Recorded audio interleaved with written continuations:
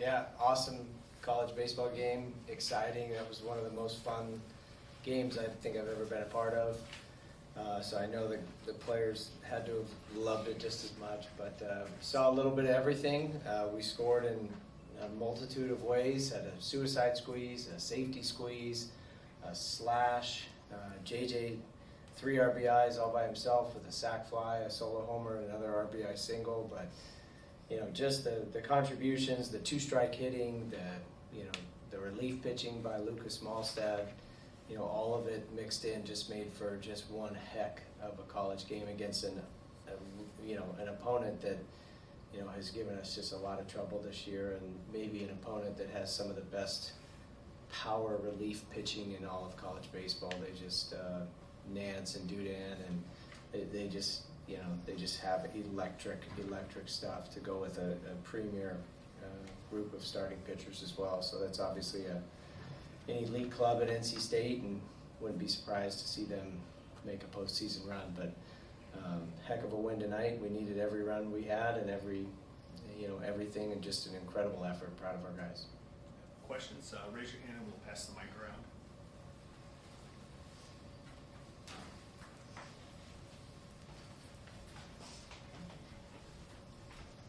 Hey Coach, this is Grayson Mann with TigerNet.com. You mentioned after the series loss to Duke that you were confident this group had the fight in them to be able to bounce back. What did tonight represent about that fight with this comeback? That's a good word. The resolve of this group. Sometimes you need adversity to figure out who you are, and your identity is formed and shaped as the season goes on. And we had little bits of adversity in some games. But never really a stretch like that where for 3 weeks we, it was tough, but our guys fought through it, to use your word, fight, and got back up stronger and playing better baseball than ever before. And it doesn't have to be perfect, but it certainly feels right, looks right, and this looks like an even more confident bunch. So there's just an unbelievable group of kids that. Great leadership and great character players that just refuse to. There's just no quit, and we saw that tonight many times with a back and forth, trading punches type of game. But very proud of how they fought through the 3 weeks of losing 3 series in a row to get back up and be the best we've been all season right now.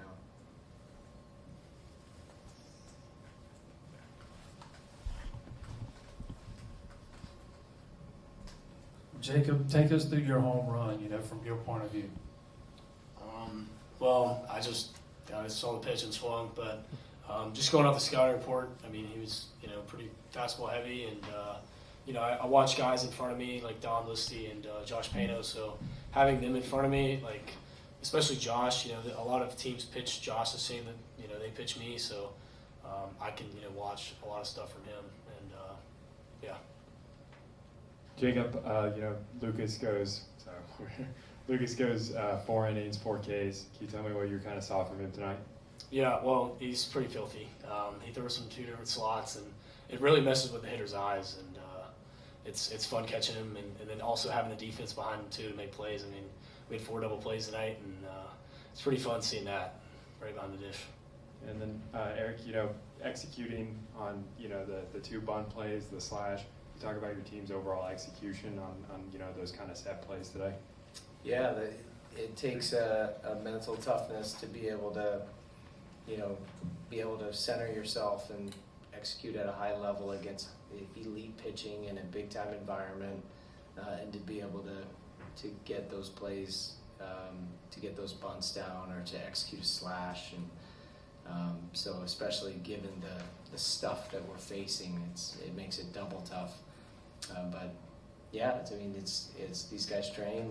They've trained all year practicing those plays, and so they've had a lot of reps doing it. It's one thing to do it in a controlled environment. It's another thing to do it in an environment like this. And so it just speaks a lot to the toughness, the will, the determination to just do something good for the team. Coach, obviously your focus is on tonight. Do you have any idea who your starter is going to be tomorrow? And if not, is BJ Bailey possibly in contention to start given the success he had against Georgia Tech the first time around? We like BJ in relief. I mean, he'll be back. He did have a lot of success against Georgia Tech. Luckily, we don't play tomorrow, so that'll be nice to get a good day of rest. But we could go BJ, we could go Talon Bell, we could use an opener that's a right-hander. I mean, we'll see. But Georgia Tech is going to be just as tough of an opponent, and they won the league for a reason. And but I think we'll figure it all out tomorrow when we meet as a staff. With the momentum your team's playing with right now, would you rather keep playing tomorrow, or do you think it'll be beneficial to have a day off? I think everyone would benefit from a day off and get a lift in and get their feet underneath them. And whether we play tomorrow or the next day really doesn't matter. It's kind of all the same. I think these guys are just excited to just stay here a little bit longer. Eric, you guys played what you considered a high-quality game. Does this simulate the type of stress and execution of a college baseball game in June? And does it also accentuate the depth of the ACC, considering it's only a quarterfinal game? Yeah, absolutely. I mean, NC State's an Omaha team last year. We were a super regional team last year, and it kind of felt like tonight was like a super regional or an Omaha type game. Just two evenly matched clubs, just trading blows, going back and forth, bunch of lead changes. Like JJ mentioned, we had to turn 4 double plays, got fortunate with some of those, but the defense really picked us up in those. And but you could just tell, each team, the margin in these games is razor thin. It's one swing, it's one play, it's one pitch. Because this feels like a deep in June type of ball game. I mean, that was just, in at least in my memory, that was just one of the most thrilling, exciting games to be a part of, whether you're a coach, a player, or a fan, or someone watching as just a spectator with no dog in the fight. That was a fun game to watch.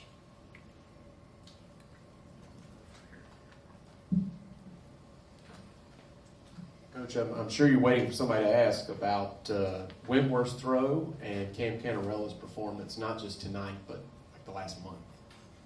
Yeah, Cam is a big-time player, and big-time players make big-time plays when it means the most, and Cam's 4 hits tonight were certainly clutch, and, this is when, Cam's just got everyone tries to quantify the clutch gene, and Cam's just got the it factor. He's just a little superhero out there, and he's the guy you want up when the game's on the line and want the ball hit to when the game's on the line, but the contributions up and down the lineup, that's when we're at our best, when it's not just 1 or 2 guys, but it's 9 guys.